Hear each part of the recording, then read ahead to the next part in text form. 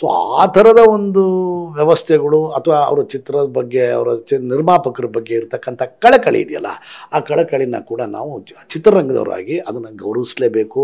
ಅವ್ರನ್ನೂ ಕೂಡ ನಾವು ಅದನ್ನು ಹೆಮ್ಮೆ ಪಡಬೇಕು. ನೀವು ಯಾರಿಂದ ಸರ್ ಇದನ್ನ ಕೇಳಿದ್ದು? ಅಂದ್ರೆ ಯಾರಾದ್ರೂ ನಿಮ್ಗೆ ಹೇಳಿದ್ರ, ನಿರ್ಮಾಪಕರು ಏನಾದ್ರು ನಿಮ್ ಜೊತೆ ಹಂಚ್ಕೊಂಡಿದ್ರ ಮಿಲನ ಪ್ರಕಾಶ್ ಅವರು ಹೇಗೆ ಅಂತ?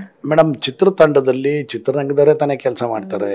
ಸೊ ಆಮೇಲೆ ಅವರ ಸ್ನೇಹಿತರುಗಳೆಲ್ಲ ನಮ್ಮ ಸ್ನೇಹಿತರುಗಳಲ್ವ, ನಮಗೂ ಅವ್ರ ಸ್ನೇಹಿತರು. ನಾನು ಅವ್ರನ್ನ ಡೈರೆಕ್ಟಾಗಿ ಭೇಟಿ ಆಗಿಲ್ಲ, ಬಟ್ ಅಲ್ಲಿರ್ತಕ್ಕಂಥ ಭಾಳಷ್ಟು ಜನ ಸ್ನೇಹಿತರುಗಳು ನನಗೆ ಅವ್ರ ಜೊತೆನಲ್ಲಿರೋರು ಶಿವಕುಮಾರ್ ಅಂತೇಳಿ ಕಾಡು ಗೊತ್ತಿರ್ಬೇಕು ನಿಮಗೆ. ಅವ್ರ ಮನೆ ಬಂದಿದ್ದರು, ನಿರ್ಮಾಪಕರ ಸಂಘಕ್ಕೆ ಬಂದಿದ್ದರು.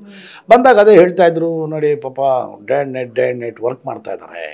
ಸೊ ಅಂದರೆ ಅದೊಂದು ಎನಿ ಮೂಮೆಂಟ್ ಏನು ಬೇಕಾದ್ರೂ ಆಗ್ಬೋದು ಅನ್ನೋ ಇದು ಇದು ಏನಂದರೆ ಆತಂಕ ಅವ್ರನ್ನ ಕಾಡ್ತಾ ಇದೆ ಅಂತಕ್ಕಂಥದ್ದನ್ನು ಶಿವಕುಮಾರ್ ಅವರಿಬ್ಬರು ಕ್ಲಾಸ್ಮೇಟ್ಸು. ಅವ್ರದ್ದು ಏನೇ ನಡೆದ್ರೂ ಕೂಡ ಇವರಿಗೆಲ್ಲ ವಿಚಾರಗಳು ಗೊತ್ತಾಗ್ತವೆ.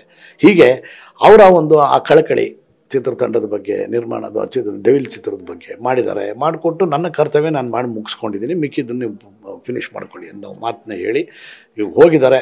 ಎನಿ ಮೂಮೆಂಟ್ ಏನಾಗುತ್ತೆ ಹೇಳೋಕ್ಕಾಗಲ್ಲ ಮೇಡಮ್, ನಾವೇನು ಭವಿಷ್ಯ ಹೇಳೋರಲ್ಲ.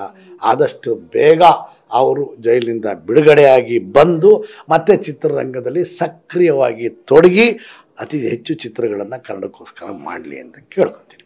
ಸರ್, ನಾನು ಯಾಕೆ ನಿಮ್ಮನ್ನ ಒತ್ತಿ ಕೇಳ್ತಾ ಇದ್ದೀನಿ ಅಂತಂದ್ರೆ, ಕೆಲವರು ಏನ್ ಗೊತ್ತಾ, ದರ್ಶನ್ ಅವ್ರಿಗೆ ಯಾವ ಬೆನ್ನು ನೋವಿಲ್ಲ, ಯಾವ ಕಾಲು ನೋವು ಇಲ್ಲ, ಮೀಡಿಯಾಗಳ ಕ್ಯಾಮ್ರಾ ಹಿಂಗಿಟ್ಟಾಗ ಮಾತ್ರ ಬೆನ್ನು ನೋವು ಅಂತ ತೋರಿಸ್ಕೊಳ್ತಾರೆ ಅನ್ನೋ ಒಂದು ಪೋಸ್ಟ್ಗಳು ಸಾಮಾಜಿಕ ಜಾಲತಾಣಗಳಲ್ಲಿ ಹರಿದಾಡ್ತಿರ್ತವೆ, ಮತ್ತೆ ಮಾತುಗಳು ಕೂಡ ಕೇಳಿ ಬರ್ತಿರುತ್ತೆ.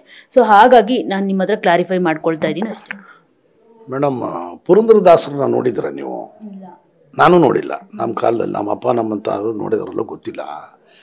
ಅವರು ಅವತ್ತಿನ ಕಾಲಕ್ಕೇನೆ ಒಂದು ವಚನ ಬರೆದು ಬಿಟ್ರು, ಅಂದರೆ ಒಂದು ಪ್ರವರ್ಬ್ ರೆಡಿ ಮಾಡಿದ್ರು. ನಿಂದಕರಿರಬೇಕಯ್ಯ ಊರ ತುಂಬ ಗಲ್ಲಿಗಳೊಣ ಹಂದಿಗಳಂತೆ ಅಂತೇಳಿ. ಆಯ್ತರಾ?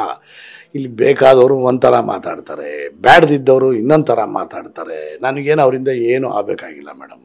ನಾನು ವೈಯಕ್ತಿಕವಾಗಿ ನಮ್ಮ ಸ್ನೇಹಿತರಷ್ಟೇ, ಅಷ್ಟನ್ನು ಬಿಟ್ಟು ನನಗೂ ಅವ್ರಿಗೆ ಏನಾಗಬೇಕಾಗಿಲ್ಲ.